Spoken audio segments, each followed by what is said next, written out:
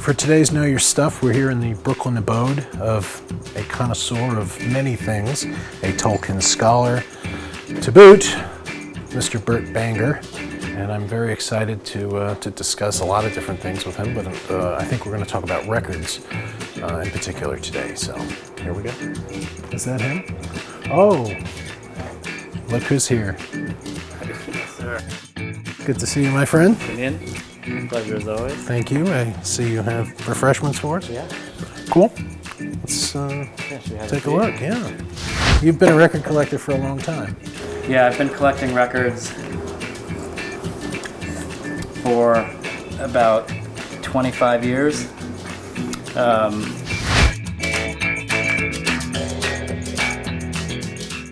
When I really got deep into record collecting in my teenage and early 20s, and I realized that there were so many more recordings available on vinyl LPs than were released on CD. Mm-hmm. How has the internet in particular affected record collecting for you?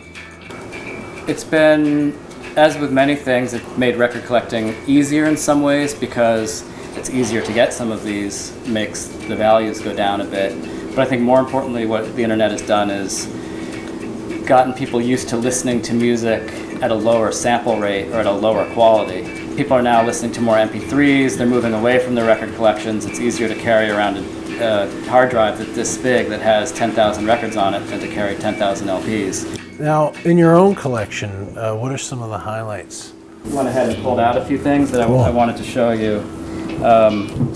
So these are some records of Maine humor. Wow. In the state of Maine. So now you originally are from New England, right? Correct. So I mean, so this has an appeal to you for that. Do you still, when you travel, do you pick up records here and there? I mean, do you still search them out? I do. I'm the type of collector with anything, whether it's records or toys or vintage electronics or music or computer equipment, all the different types of things that I'm interested in.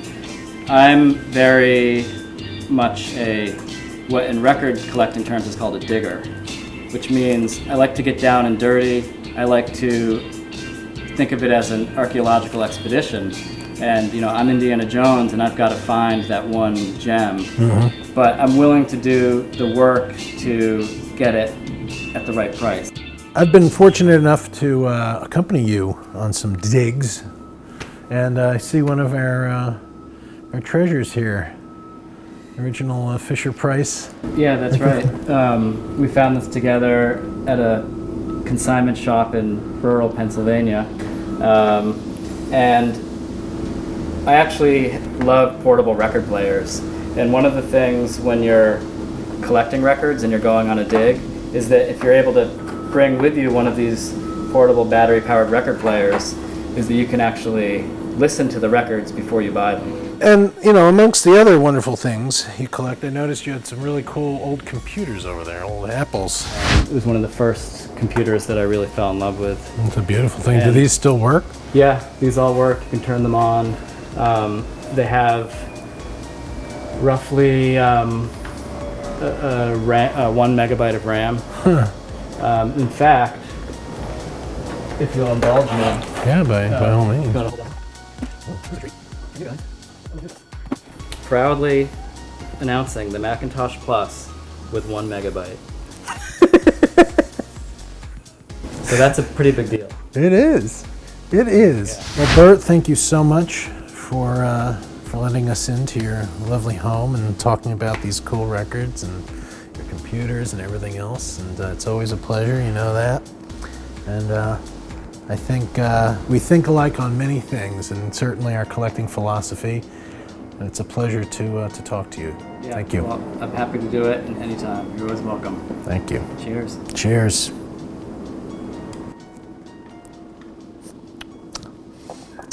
Yes. His wife and his 2 children. I'm so